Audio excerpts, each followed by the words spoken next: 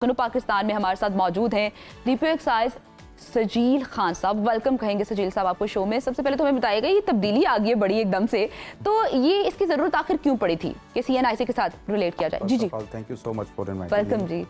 अच्छा, सबसे पहले जो मेन इशू आ रहा था वो दाखिली मसला आ रहा था, व्हीकल आइडेंटिफिकेशन और ऑनर आइडेंटिफिकेशन। यानी आप जानते हैं जब एक मालिक अपनी गाड़ी बेच देता था जी, तो उसके बाद वो उसकी नंबर प्लेट और उसके कागजात भी परचेजर के हवाले कर देता था। तो बहुत सारे केसेस में ये देखने में आया वो गाड़ी ओपन लेटर पे ही चलती रहती थी, वो जो परचेजर था वो अपने नाम नहीं करवाता था। तो इसी तरह साला साल गाड़ी आगे से आगे ओपन लेटर पे ट्रांसफ़र हो रही थी। तो जो हमारी लॉ इन्फोर्समेंट एजेंसीज है उनके लिए ऑनर्स को ट्रैक करना, गाड़ियों को ट्रैक करना सबसे बड़ा इशू बनता जा रहा था। तो जो ये जो नया निज़ाम हम लाने जा रहे हैं इसके ज़रिए से हम ओनर के आईडी कार्ड के अगेंस्ट रजिस्ट्रेशन नंबर इशू करेंगे और वो जब अपना गाड़ी बेचेगा अपनी गाड़ी रजिस्टर्ड शुदा को, तो जो परचेज़र है उसको जो नया रजिस्ट्रेशन नंबर है वो अलॉट किया जाएगा और जो सेलर है वो अपनी नंबर प्लेट रिटेन कर लेगा। यानी सजील साहब यही मकसद है कि झंझट से ही बचा जाए कि वो जो लोग फिर वो भी भाग रहे होते हैं कि यार उन्होंने अपने नाम नहीं करवाई गाड़ी, मैंने तो बेच दी थी। ये बड़े मसले आते हैं, लॉ इन्फोर्समेंट एजेंसीज को भी बड़े मसले आते हैं। ये बताइएगा ये नया सिस्टम कब से नाफिज होने वाला है और इस हवाले से अवाम में अवेयरनेस के लिए, आगाही के लिए क्या आप लोग काम कर रहे हैं, किस तरह से लोगों को अवेयर किया जा रहा है? और मुझे लगता है आपके इस इक़दाम के बाद ना गाड़ियों की जो सेल है बहुत बढ़ने वाली है, क्योंकि लोग पहले इसलिए गाड़ी नहीं बेचते थे कि यार पसंदीदा नंबर इस पर लगा हुआ, बड़ा महंगा खरीदा था।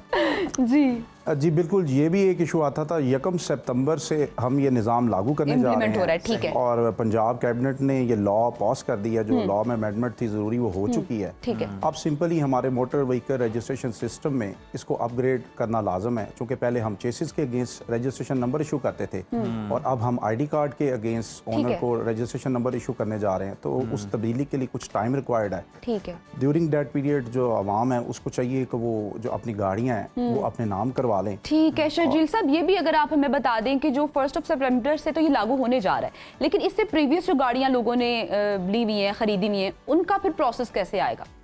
अच्छा, ये जो जिस कानून की मैं बात कर रहा हूँ, जो तब्दीली आई है मोटर व्हीकल रूल्स में, तो इसके तहत जो भी गाड़ियाँ आपके पास ऑलरेडी मौजूद है वो आपकी पर्सनलाइज रजिस्ट्रेशन मार्क बन जाएगा। यानी जो रजिस्ट्रेशन नंबर आपकी गाड़ी को लगा हुआ है आपके आईडी कार्ड के मौजूदा, जी ठीक है, जैसे ही ये नोटिफिकेशन हुआ है तो ये लॉ इन्फोर्स हो गया है। तो अब आपका जो नंबर है वो पर्सनल रजिस्ट्रेशन मार्क है।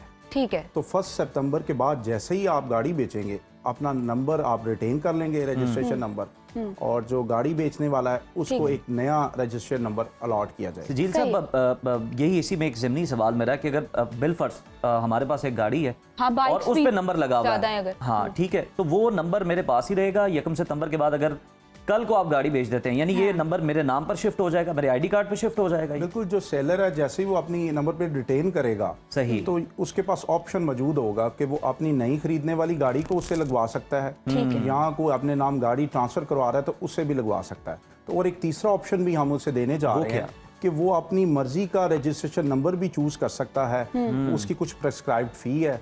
तो उसके और तरीकाकार पे अगर आप थोड़ी सी रोशनी डाल दें।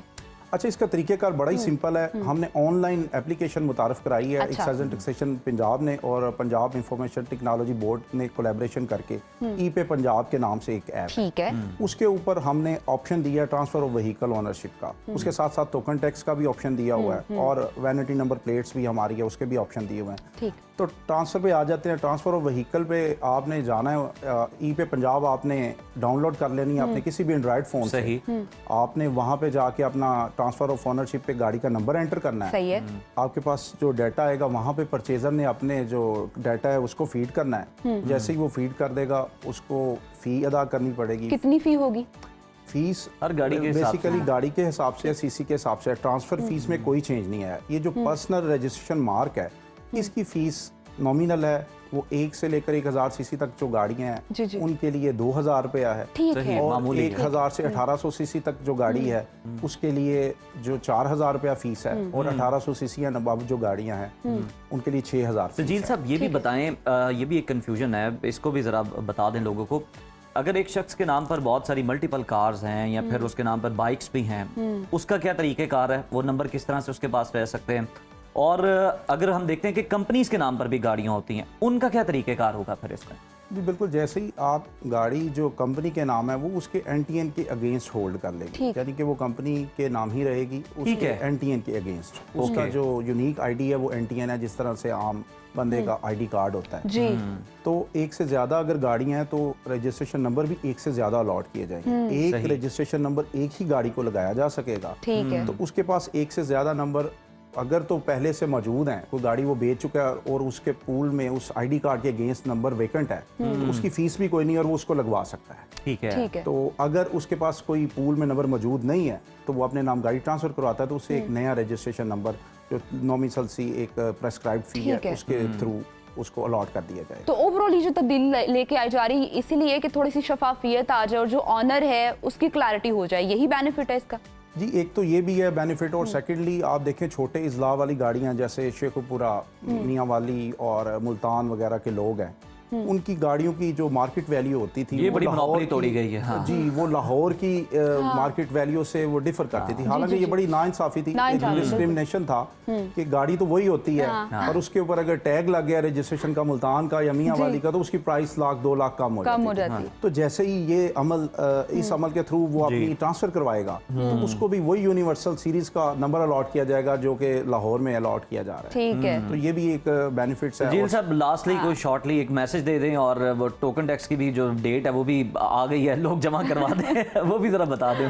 अच्छा 31 अगस्त जो है वो लास्ट डेट है, ठीक है, 10% ठीक रिबेट है। के साथ और बगैर जुर्माने के साथ। सही मैं है। यहाँ नाज़रीन को बता दूं कि तमाम पिछले जुर्माने, अगर आपके साल के टोकन भी शॉर्ट हैं तो पिछले तमाम जुर्माने माफ कर दिए गए हैं। अच्छा इस अच्छा, बार जबरदस्त। बड़ी खुशखबरी है ये तो। अगस्त तक वो अपना टोकन टैक्स बेहतरीन। लगवा लें विदाउट एनी पेनल्टी, उसके बाद Very दोबारा से nice. पेनल्टीज इन्फोर्स कर दी जाएंगी। तो मैं यही सजेस्ट करूंगा जो ओपन लेटर पे गाड़ियां हैं उनके खिलाफ भी क्रैकडाउन होने जा रहा है, ठीक क्योंकि है। हमारे डायरेक्टर जनरल उमर शेर चट्टा साहब और हमारे जो सेक्रेटरी एक्साइज एंड टैक्सेशन है मसूद मुख्तार साहब, उन्होंने ऑलरेडी डायरेक्शन जारी कर दी हैं। तो 1 सितंबर से जो है इसकी इन्फोर्समेंट हो जाएगी, तो अपने नाम गाड़ियां भी करवा लें जो ओपन लेटर जबरदस्त। वाली हैं और सही। टोकन टैक्स भी अदा करें। वरना फिर क्रैकडाउन होगा, जगह जगह नाके लगेंगे और फिर मसाइल होगा और कहा जाएगा मौके पे फीस भरे। बहुत शुक्रिया सजील खान साहब बहुत आपकी आमद का। शुक्रिया, Thank you so तो जनाब ये बड़ा अच्छा एक इक़दाम है पंजाब एक्साइज की जानिब हाँ से, जी। और उम्मीद है दूसरे सूबे भी इसको फॉलो करेंगे।